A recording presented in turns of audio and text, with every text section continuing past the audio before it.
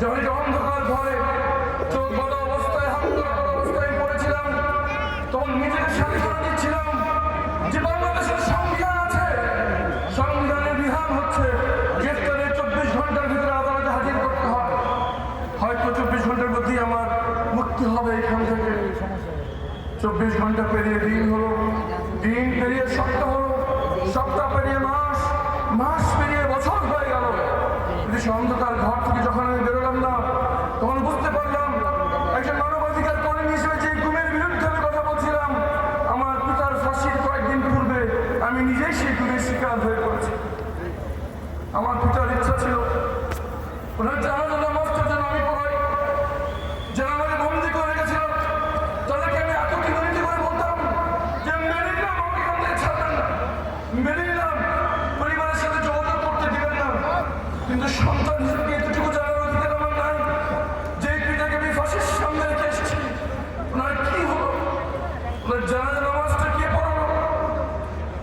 ওনার দাফনটা কোথায় হলো?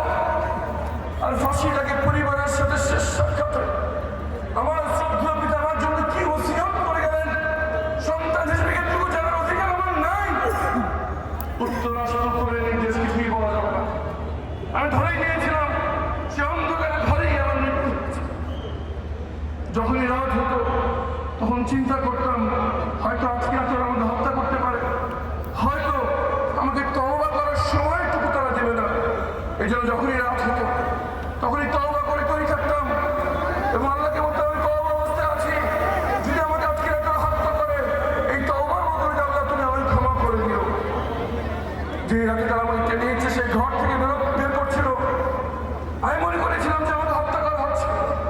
সূরা ইয়াসিন পড়া শুরু করলাম যাতে মৃত্যুটা সহজ হয়, কিন্তু পরে জানতে পারলাম আমাদের দলব দামাল ছেলেরা, আমাদের বাচ্চা ছেলে মেয়েরা জীবন দিয়ে বাংলাদেশের মাটিকে ফাঁসিবাদকে বিতাড়িত করে দিয়েছেন।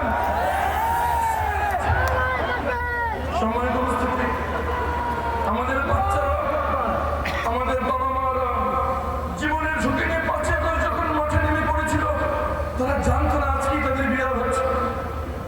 তারা মোবাইল লক স্ক্রিনে তাদের নাম ঠিকানা ব্লাড গ্রুপ রেখে এই জন্য নেমেছিল যে হয় যাবে না হবে, নইলে তারা মৃত্যুবরণ করবে। যখন তারা সব দিয়ে নেমে পড়েছিল, আল্লাহর সাহায্য আসমান থেকে নেমে এসেছে। ভাই আমার, এতগুলো মায়ের বুক খালি হয়ে, এতগুলো বাচ্চা ছেলেমেয়ের চোখ হারানো, হাত হারানো, পা হারানোর বিনিময়ে আমরা যে দ্বিতীয় স্বাধীনতা পেয়েছি তা শুধুমাত্র একটি ভোটের জন্য নয়, তারা চেয়েছে একটি নতুন বাংলাদেশ। বাংলাদেশ মানুষ হাঁপিয়ে উঠেছে পুরনো রাজনীতিতে, তারা হাঁপিয়ে উঠেছে বেশি শক্তির প্রভাব, তারা হাঁপিয়ে উঠেছে কালো টাকার প্রভাবে, তারা হাঁপিয়ে উঠেছে দুর্বৃত্তদের রাজনৈতিক ক্ষমতায়নে। তারা দেখতে চায় নতুন নেতৃত্ব, তারা স্বপ্ন দেখে এমন একটি বাংলাদেশের যেখানে এমন কিছু লোক দেশ নেতৃত্ব দেবে যাদেরকে অন্তত যাই হোক টাকা দিয়ে কেউ কিনতে পারবে না। সেই নেতৃত্ব ইনশাআল্লাহ বাংলাদেশকে উপহার দেবে 10 দলের 10 জনের পক্ষ থেকে তাদের নেতা হিসেবে আমাদের সবার প্রাণপ্রিয় নেতা ডক্টর শফিকুর রহমান ইনশাআল্লাহ। উনি যখন বিদ্যুৎ আক্রান্ত হয়ে অস্থির পড়লেন, সবাই তাকে বলল যে আপনার বিদেশে চলে যান চিকিৎসার জন্য। উনি বলেছিলেন যে যেখানে আমার দেশের অধিকাংশ দেশের বাইরে যাওয়ার চিকিৎসা তারা যেতে পারে না, সেখানে তাদের প্রতিনিধি আমি কিভাবে দেশের বাইরে যাই। উনি জীবনের ঝুঁকি নিয়ে হলো বাংলাদেশে চিকিৎসা করিয়েছেন। ভাই আমার, এরকমই নেতা আমরা চাই, তারা সবসময় সব অবস্থায় দেশের সামনে থাকবে, তারা নির্ভয় বলবে হয় মাতৃভূমি না হয় মৃত্যু। ভাই আমার, ফাঁসিবাদের কিছু মাথা পালিয়েছে শুধু, কিন্তু প্রশাসনের রন্ধে রন্ধে এখনো ফাঁসিবাদের অঙ্গপত্র নিয়ে বসে আছে। দেশকে গভীর ষড়যন্ত্র